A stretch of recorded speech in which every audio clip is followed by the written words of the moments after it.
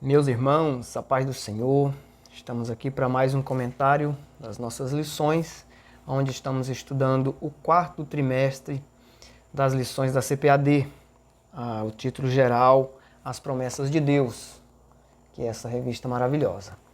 Hoje nós estudaremos a lição de número 8, na data de 24 de novembro de 2024. O título da lição de hoje é A Promessa de Paz. Sejam bem-vindos. Você que não me conhece, eu sou Mário Gomes e sirvo a Igreja do Senhor como presbítero na Assembleia de Deus em Batalha, no Piauí. O título da nossa lição, A Promessa de Paz. O nosso texto áureo é: Deixo-vos a paz. A minha paz vos dou, não vos-la dou como o mundo a dá. Não se turbe o vosso coração, nem se atemorize. Nosso texto áureo se encontra no Evangelho de João, no capítulo 14 e o versículo de número 27. A verdade prática diz assim: a paz do Senhor Jesus traz quietude e calma para a nossa alma, principalmente nos momentos difíceis da vida. Pois bem, nós, como servos de Deus, temos momentos difíceis na nossa vida, na nossa jornada, no nosso dia a dia, né? Mas a paz do Senhor Jesus, ela traz essa quietude que nós necessitamos. Amém? A nossa leitura bíblica em classe se encontra no livro de Número, capítulo 6, do 24 ao 26, Filipenses 4, 6 e 7 e 1 de Pedro 3, do 10 ao 11. Não vamos ler, mas vamos direto para a nossa introdução da nossa lição de hoje. Seja bem-vindo no nosso canal. E eu quero aqui mandar um grande abraço para o nosso irmão e amigo evangelista Damasceno. Deus abençoe o irmão Damasceno e toda a sua congregação. Na verdade, duas congregações, Tabatinga e Cacimbas. Deus abençoe, meus irmãos. A nossa introdução diz assim: o Senhor Jesus é identificado na profecia de Isaías como o príncipe da paz.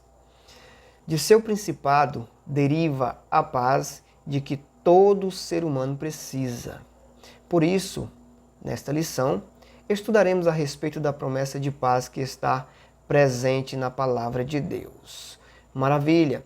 Jesus disse em João no 14 e o verso 27, na qual até o nosso texto áureo: Deixo-vos a minha paz, não vos dou como o mundo a dá. Veremos como a paz é representada no plano de Deus, bem como é apresentada na perspectiva do mundo e principalmente a paz que Jesus prometeu para cada um de seus seguidores. Amém? Louvado seja Deus. Pois bem, meus irmãos, nós temos alguns objetivos nesta lição, né? E os nossos objetivos, né? E o primeiro deles é ressaltar que a paz faz parte do plano de Deus para a humanidade. E o segundo objetivo, apontar que a paz do mundo é ilusória e consiste em promessas superficiais. Terceiro ponto, alencar a característica da paz prometida pelo Senhor Jesus. Tendo lido os nossos objetivos, nós podemos avançar para o nosso primeiro tópico. E eu já quero pedir a você que nos ajude, né? Dando aí aquele joinha, se inscrevendo no nosso canal, compartilhando para os irmãos, para que possa ajudar outras pessoas. Comente, se tem alguma dúvida, comente para que a gente possa responder a você ou citar aqui o seu nome, mandar um abraço, né? Amém? Então, vamos para o nosso primeiro tópico, que diz a paz no plano de Deus, que é um dos nossos objetivos, é ressaltar que a paz ela faz parte do plano de Deus para nossas vidas. Primeiro subtópico, o significado de paz. No dicionário encontramos os seguintes sinônimos para a palavra paz: tranquilidade, repouso, silêncio, sossego. No Antigo Testamento encontramos a palavra shalom, para paz, que tem o sentido de segurança, bem-estar, saúde, prosperidade, paz, em Números 6 e 26. Representando tudo o que há de melhor para a vida. No Novo Testamento, em grego, a palavra paz é eirene, como significado semelhante, contudo, enfatizando a ideia de quietude e repouso. Aí nós temos uma referência em Filipenses, no capítulo 4 e o versículo de número 6, que diz: não estejais inquietos por coisa alguma. Antes, as vossas petições sejam em tudo conhecidas diante de Deus, pela oração e súplica, como ação de graça. Verso 7. E a paz de Deus, que excede todo o entendimento, guardará o vosso coração e os vossos sentimentos em Cristo Jesus.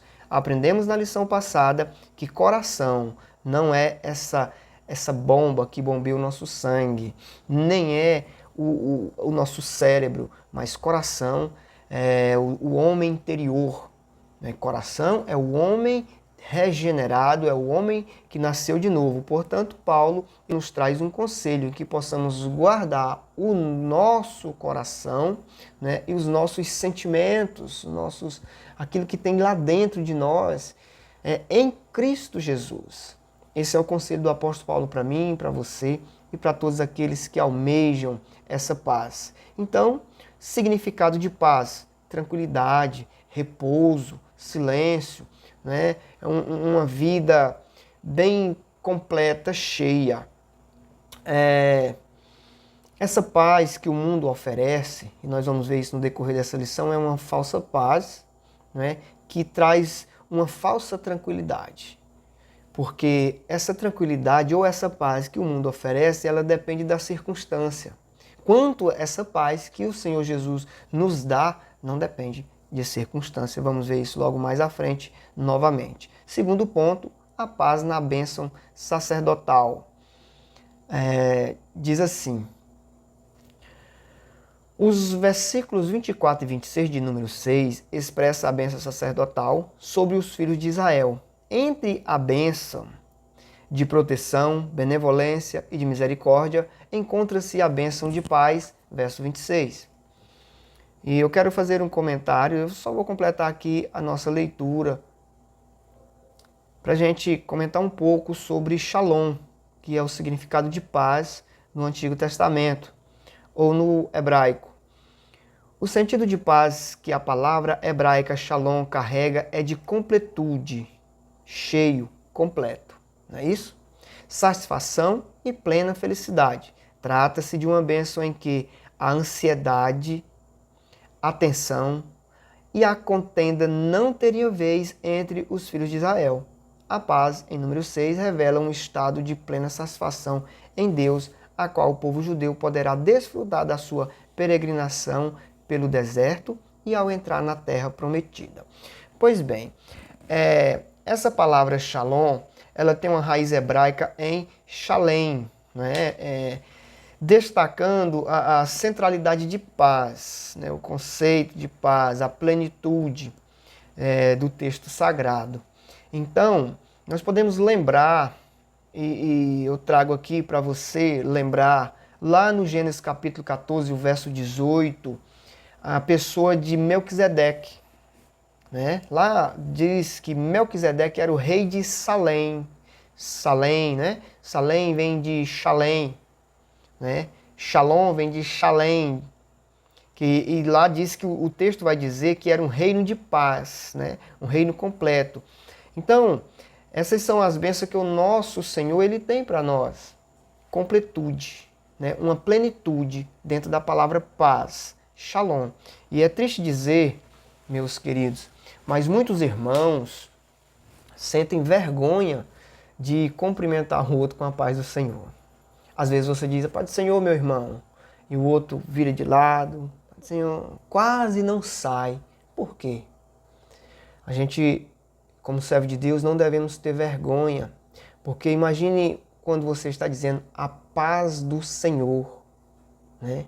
Ou Shalom, né? Que quer dizer completo, que essa paz esteja com você, algo que não sente falta de nada.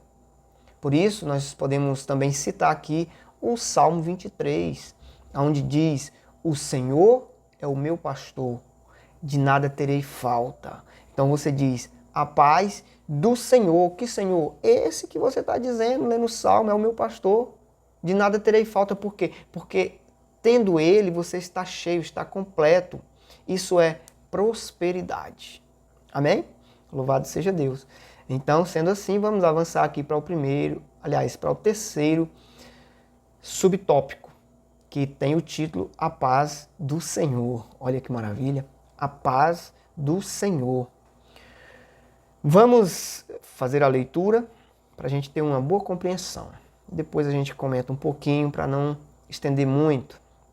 O texto áureo traz consigo a paz do Senhor Jesus, em que nos lembra uma das principais características do Messias, o príncipe da paz.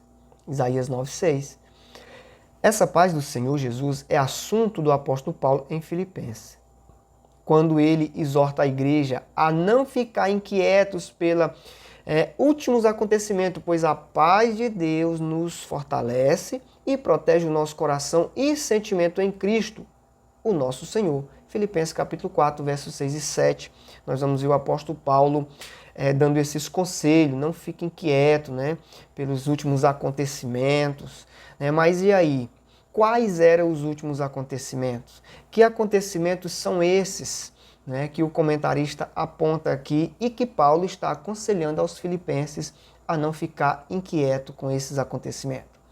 Para a gente compreender, nós precisamos observar o contexto histórico, social e espiritual daquela igreja, que é a igreja de Filipe. Então, nós precisamos entender o que estava acontecendo lá. Por que Paulo está dando esses conselhos? Não fique inquieto, proteja o coração, os seus sentimentos em Cristo Jesus.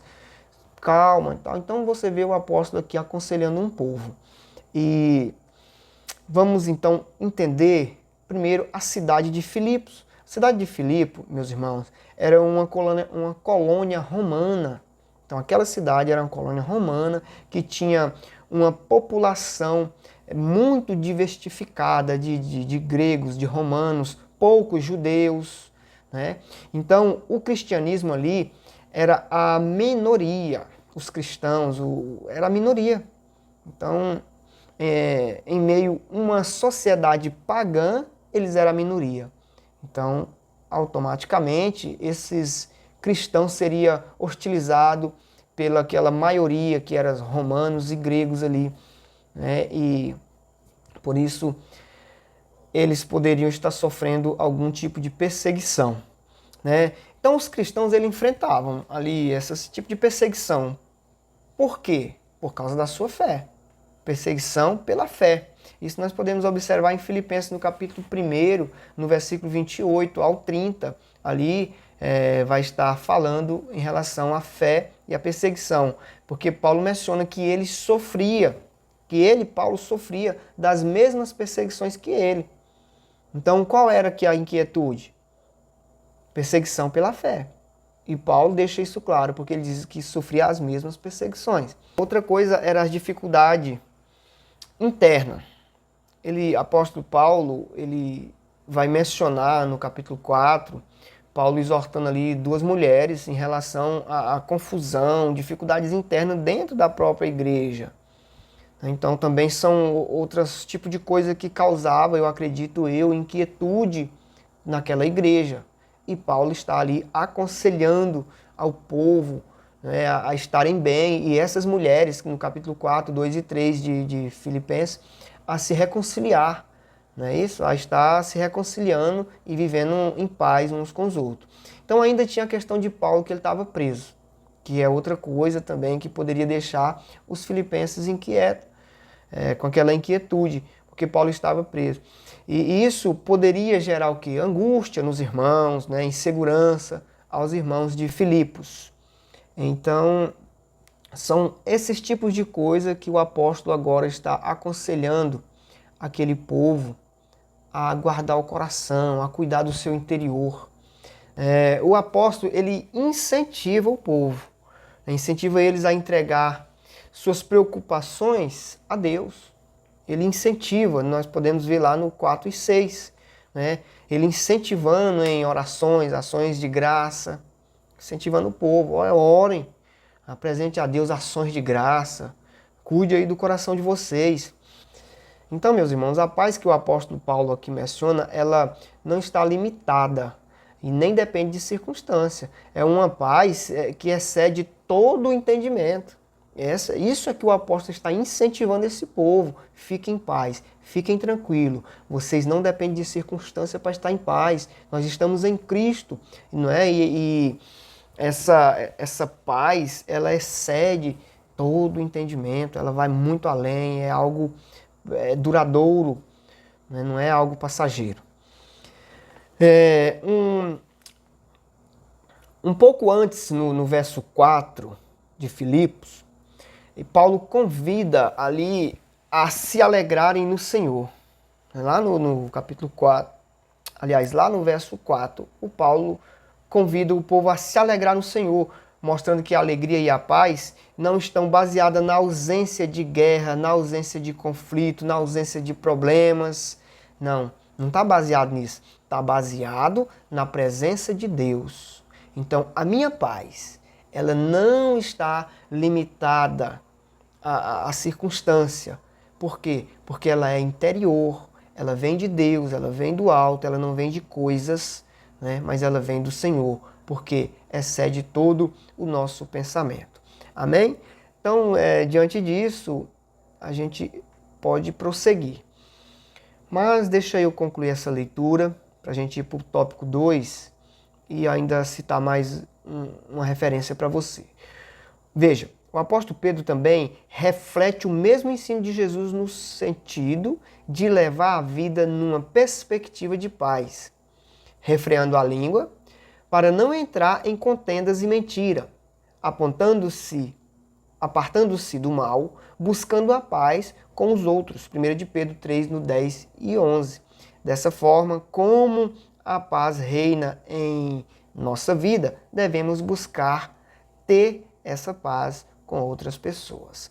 Então, aqui o apóstolo Pedro já vai citar a questão da paz nesse sentido de literal mesmo, porque depende da gente. Refreia a sua língua que você vai ter paz, né? Cuide da língua, freia aí que você vai ter paz com o próximo. Então, para isso é que eu quero citar aí Hebreus, no capítulo 12, o verso 14 e 15, que diz assim, ó, segui a paz com todos e a santificação, sem a qual ninguém verá o Senhor.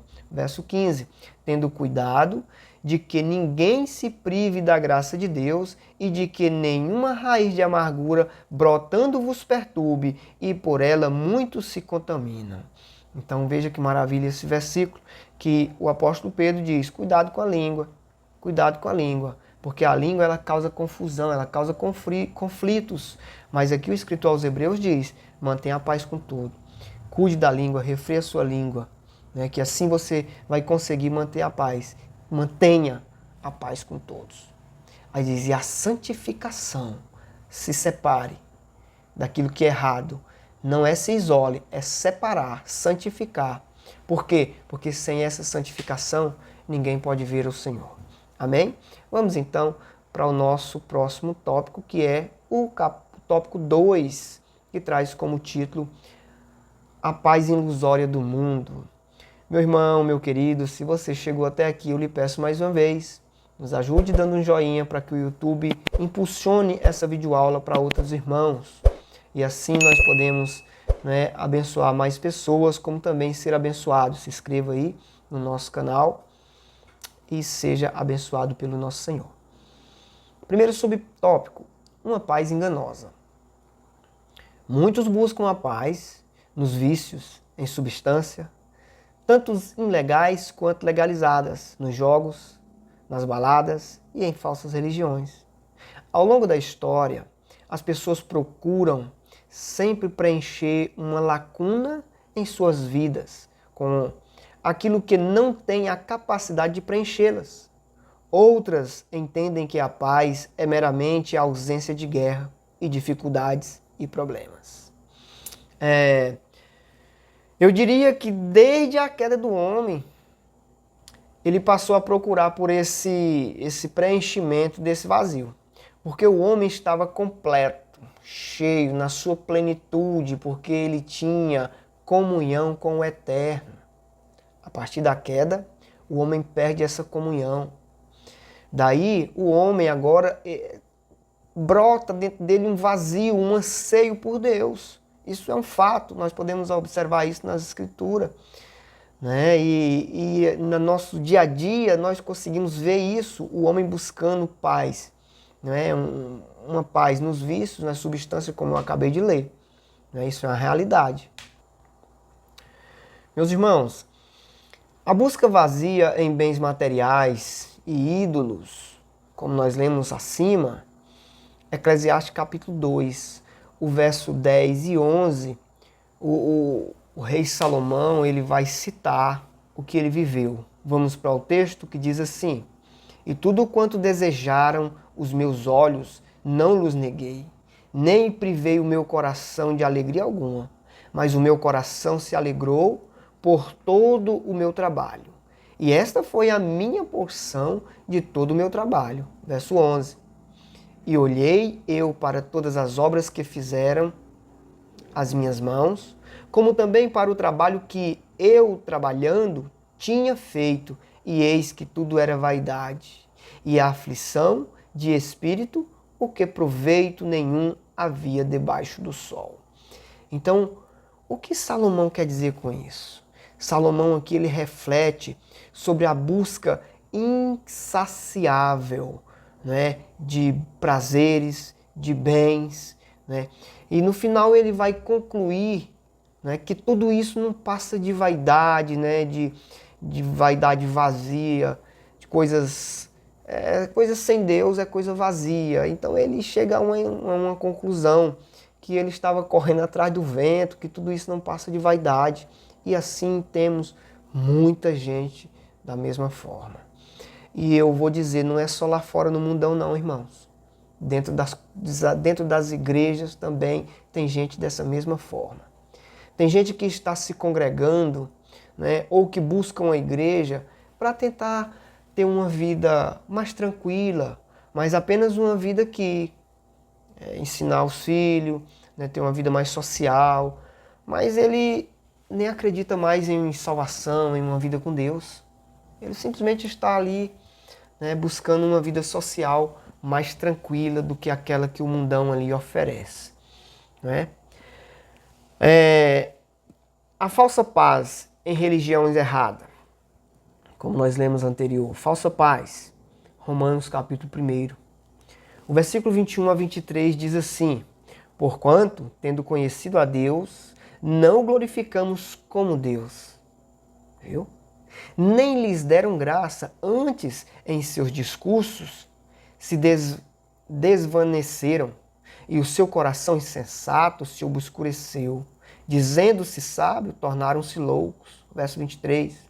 Mudaram a glória de Deus incorruptível em semelhanças de imagem, de homem corruptível, de aves, de quadrúpedes e de répteis. Então, isso aqui é o homem buscar ou correr atrás de uma paz.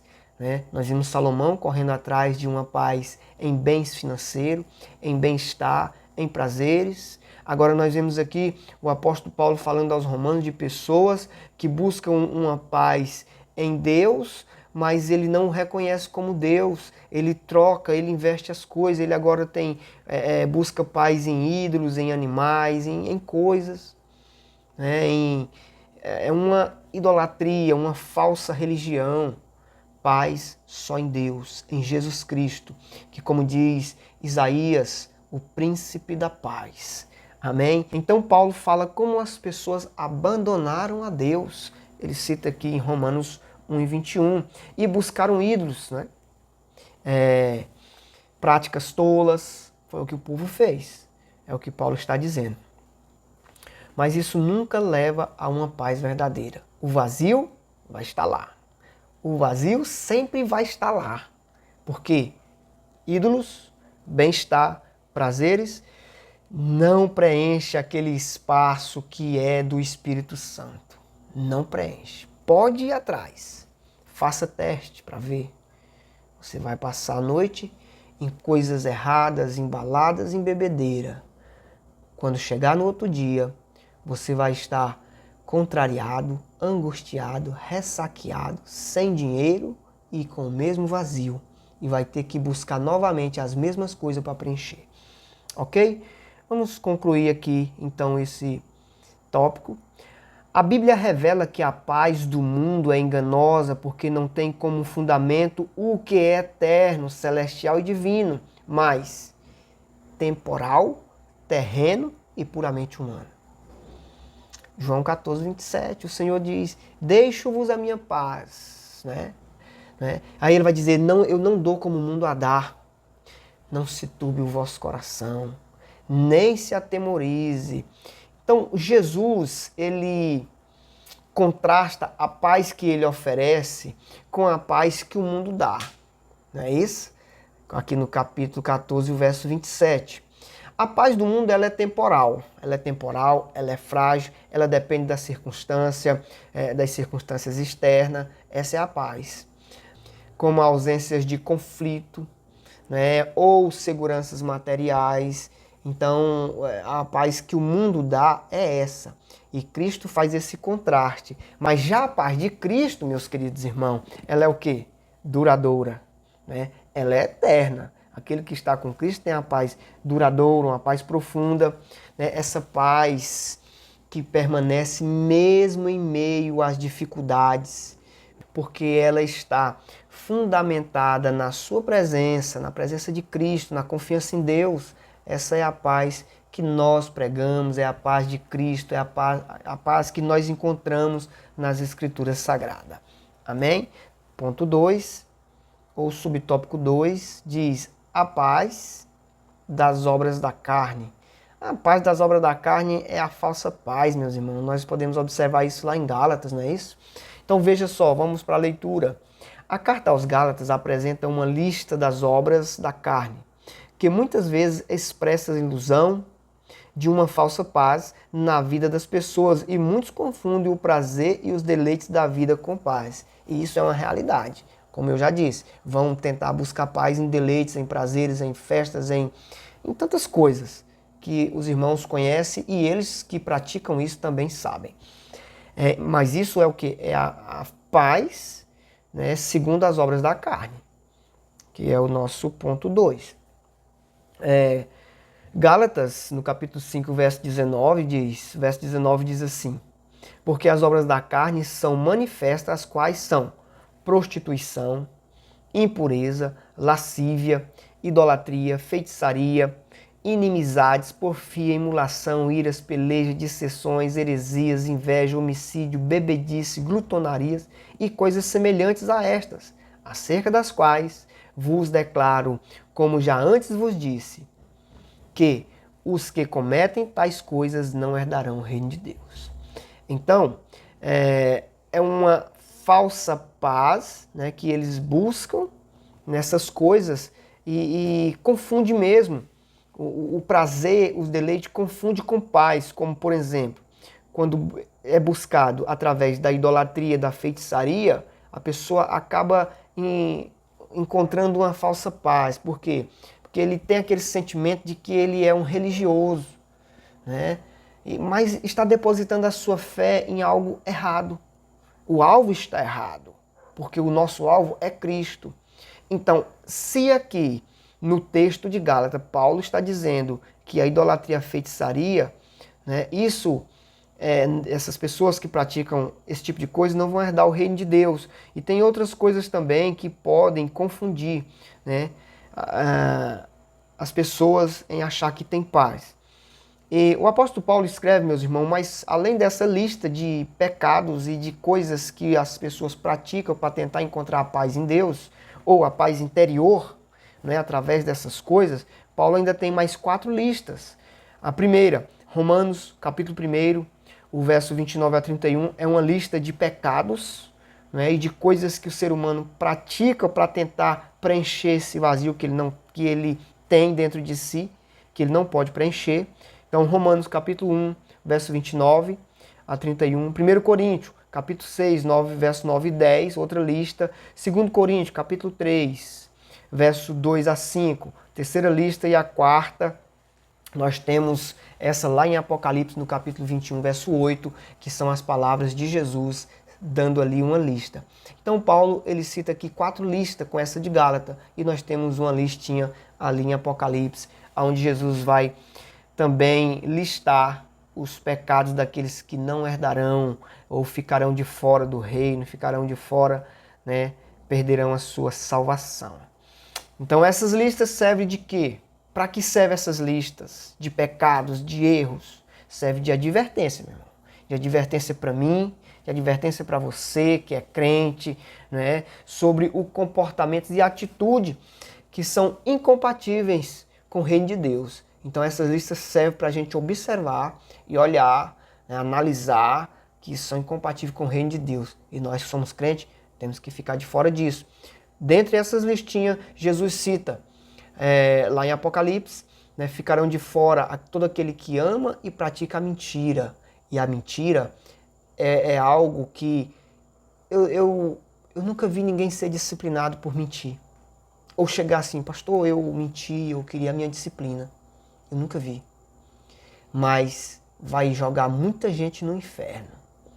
E é Jesus que está dizendo, todo aquele que ama e pratica a mentira não vai entrar nos céus. Não vai entrar no reino de Deus. Amém?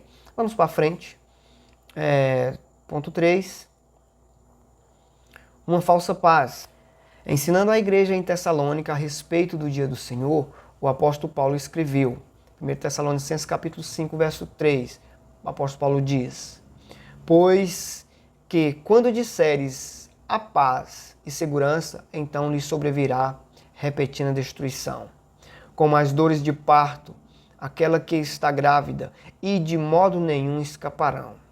Aqui somos lembrados de uma falsa paz que haverá na grande tribulação.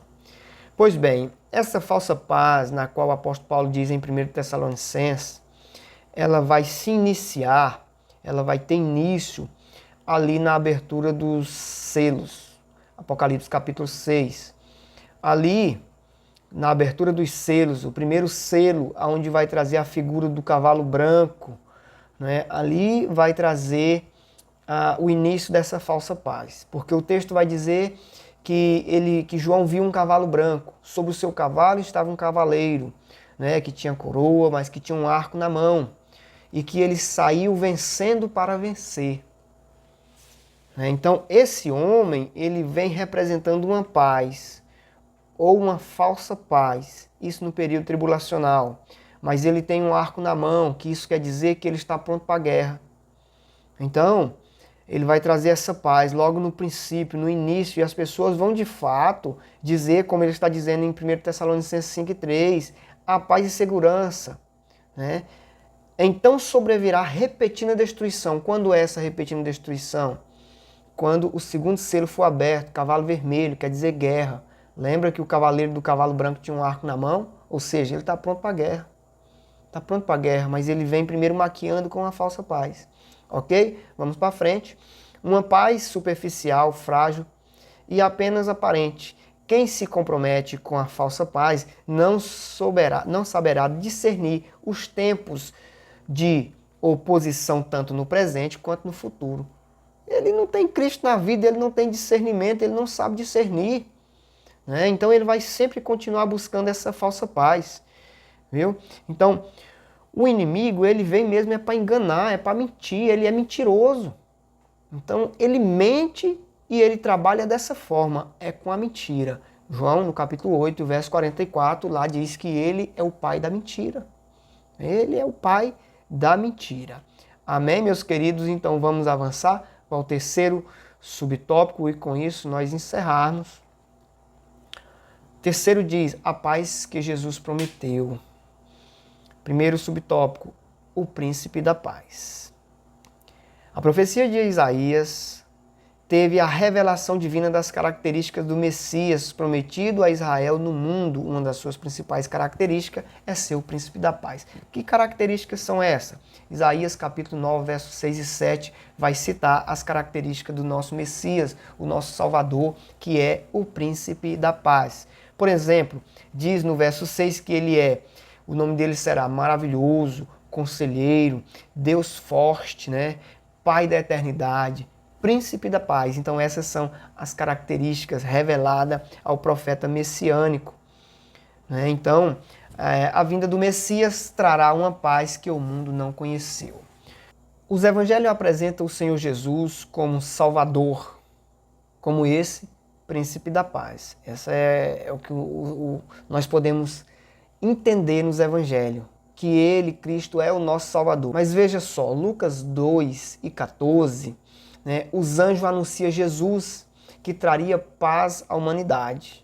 Lá eles anunciam que ele traria paz à humanidade. Já em João, no 14:27, o próprio Jesus ele vai oferecer uma paz, né, que não é meramente a ausência de conflito. Porque ele diz, a minha paz eu vos dou, eu não dou como o mundo dá. Porque a paz do mundo é uma paz passageira, é uma paz que é preciso ter ausência de conflito para dizer, ó, agora estamos em paz. É preciso, agora eu estou em paz, terminei de pagar meu carro, estou tão tranquilo. Agora eu adquiri minha casa própria, agora eu estou bem, estou em paz. Né? Ou estou trabalhando. Então essa é a paz do mundo passageira. Logo vai vir outro conflito. Mas Jesus diz, eu não dou a minha paz, não é como o mundo dá. A minha paz é diferente. A minha paz ela é verdadeira, porque essa paz está fundamentada na pessoa de Cristo, na fé que nós temos em Deus através de Cristo. Amém? Ainda também no Evangelho de João, no capítulo 16 e o verso 33, olha só, Jesus ele promete paz aos seus seguidores. Lá no verso 33, ele promete essa paz, mesmo em meio às aflições do mundo. Porque ele diz, olha, no mundo vocês terão aflição, mas tem de bom ânimo, eu venci o mundo. Irmão, o mundo está vencido. Eu vou lutar contra o mundo, contra um vencido. O mundo está vencido. Né? E nós somos mais que vencedores em Cristo Jesus. Então nós estamos lutando contra algo vencido e nos deixando vencer por esse que já está vencido. Cristo diz, eu venci o mundo, te anima, tem bom ânimo. Né? Eu venci o mundo. Então nós estamos em Cristo Jesus.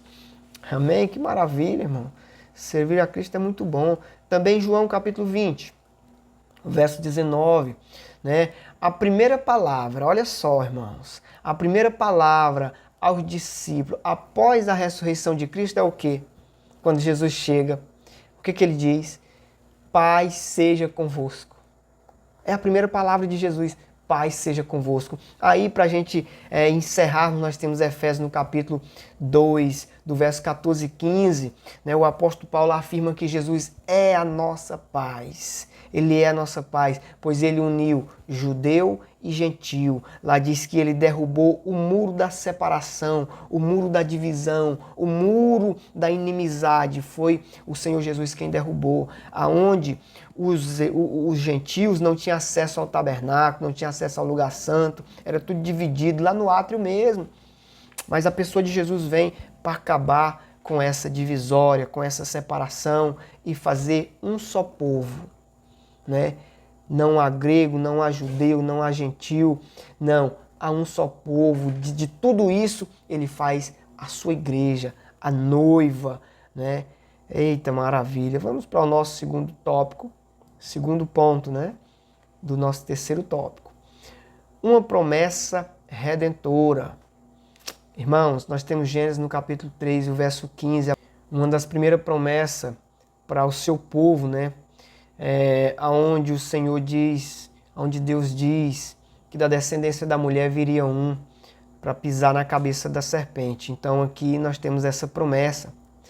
Um pouco mais abaixo aqui na nossa leitura diz assim, essa promessa se cumpriu em Cristo. Qual promessa? A de Gênesis, né, que viria um. Se cumpriu em Cristo, reconciliando-nos e estabelecendo uma paz com Deus. E para isso nós temos aí Romanos capítulo 5, verso 1, que diz, sendo pois justificado, né, pela fé, temos paz com Deus, né, pelo nosso Senhor Jesus Cristo.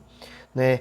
Dentro disso, isso nos arremete ou nos leva a Isaías, no capítulo 53 e o versículo 5, onde ele diz, mas ele foi ferido, né, pelas nossas transgressões, ele foi ferido e moído pelas nossas iniquidades. Né? E o castigo que nos traz paz estava sobre ele. E pelas suas pisaduras nós fomos sarados. Por isso nós temos paz interior, independente da circunstância. Amém, meus queridos? Louvado seja Deus, que maravilha. O terceiro E o último subtópico diz uma promessa que excede todo o entendimento. Que promessa é essa, meu irmão? É promessa de paz? É promessa de salvação.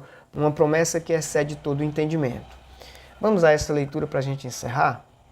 A paz que excede todo o entendimento nos acalma diante das inquietações da vida. Essa paz acalmará o nosso coração, nos fortalecerá para resistir às intempéries diante de nós, assim como aconteceu com o apóstolo Pedro, que mesmo preso numa cadeia típica do primeiro século, dormia um sono profundo e sereno. Esse episódio está de pleno acordo com o que o Senhor Jesus prometeu. E aí João 16:33, tenho-vos dito isso, para que em mim tenhais paz, e no mundo tereis aflição, mas tende bom ânimo, eu venci o mundo. Então já citamos essa referência anterior e voltamos a citar ela novamente, porque é uma promessa que excede todo o nosso entendimento. Tenha paz, né? Porque Ele, nosso Senhor, nosso Redentor, nosso Salvador, venceu o mundo. E você tem aflição, eu tenho aflição, mas tenha um bom ânimo, se anime, porque nós também iremos vencer, porque este mundo já está vencido. Amém, meu querido? Que Deus te abençoe, que Deus te guarde, você e sua família. Tenha paz no seu coração, né? E assim nós vamos prosseguindo rumo ao céu em busca da nossa coroa que nos está proposta. Amém? Até a próxima lição. Querendo nosso Senhor, se nós não formos arrebatados até lá, estaremos aqui para comentar mais uma lição em nome de Jesus. Fiquem com Deus.